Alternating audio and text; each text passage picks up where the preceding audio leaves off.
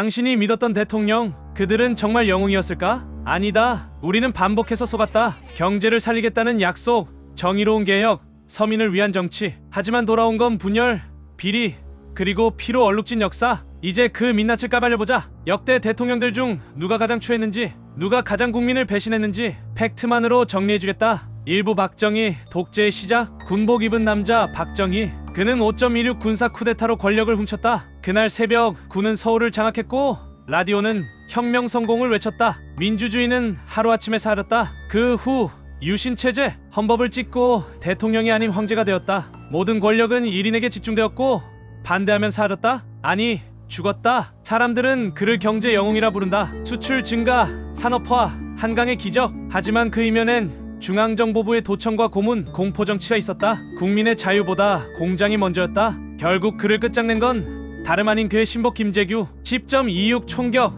박정희는 자신이 만든 권력의 칼에 찔려 끝났다. 2부 전두환 총칼로 국민을 짓밟다. 12.12 군사반란. 전두환은 계엄사령부를 이용해 정권을 탈취했다. 자기보다 윗선이던 정승화를 체포하고 군부 장악. 그리고 5.18 광주. 시민들을 향한 총구, 계엄군의 진압. 수많은 이들이 거리에서 피를 흘렸고 그 진실은 수십 년 동안 덮였다. 그는 경제를 살렸다고 자화자찬했다. 3저 호황, 저유가 저달러 저금리. 하지만 운이 좋았을 뿐이었다. 퇴임 후 추징금은 안 내고 골프는 쳤다. 청문회에서도 책임을 회피했다. 전 그런 일 없습니다. 로 일관, 국민 앞에 진심 어린 사과 한 번 없었다. 3부 노태우, 조용한 공범. 6.29 선언, 민주화의 전환점처럼 보였지만 진짜는 민심에 밀린 항복이었다. 직선제 수용이 혁신처럼 보였지만 실은 명분 없는 정권 유지를 위한 카드. 그는 전두환과 함께 수천억 비자금을 조성했다. 기업들로부터 뒷돈을 걷고 정권 유지에 써먹었다. 법정의 선전직 대통령 둘. 노태우는 전두환보다 말을 덜했고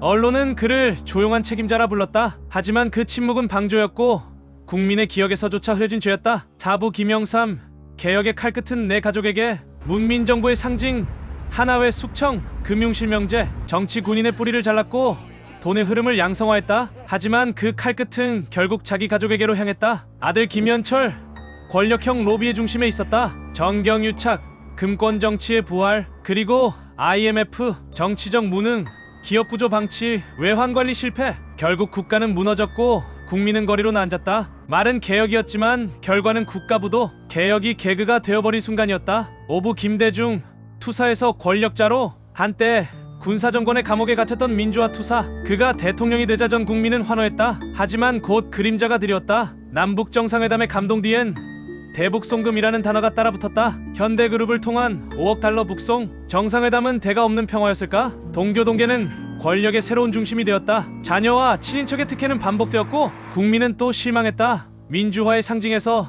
정치인의 전형으로 바뀐 순간이었다. 6부 노무현, 바보는 아니었다. 서민 대통령, 소탈한 이미지, 토론하고 걷고 국민과 말하던 대통령. 하지만 그를 둘러싼 사람들은 달랐다. 박연차 게이트, 비자금 의혹, 참모들이 줄줄이 구속되며 그는 벼랑 끝에 몰렸다. 검찰 수사, 언론의 공격, 정치적 고립. 그는 결국 몸을 던졌다. 그의 죽음은 비극이었고 동시에 정치적 전환점이 되었다. 죽어서야 국민의 사랑을 되찾은 남자. 7부 이명박, CEO 대통령의 몰라. 성공한 기업인, 서울시장, 대통령. 기대는 컸다. 경제를 살릴 거라 믿었다. 하지만 BBK, 다스, 내 것 아니다라던 말은 거짓이었다. 법원은 말했다. 이명박의 것이다. 4대강 사업으로 강은 죽었고 녹조는 라떼처럼 끌어올랐다. 국정원 특활비, 삼성 뇌물, 자동차 세탁 비리. 자본주의의 화신은 결국 감옥에서 퇴장했다. 8부 박근혜, 통치의 부재, 최순실, 그녀가 실세였다. 문고리 3인방, 태블릿 PC,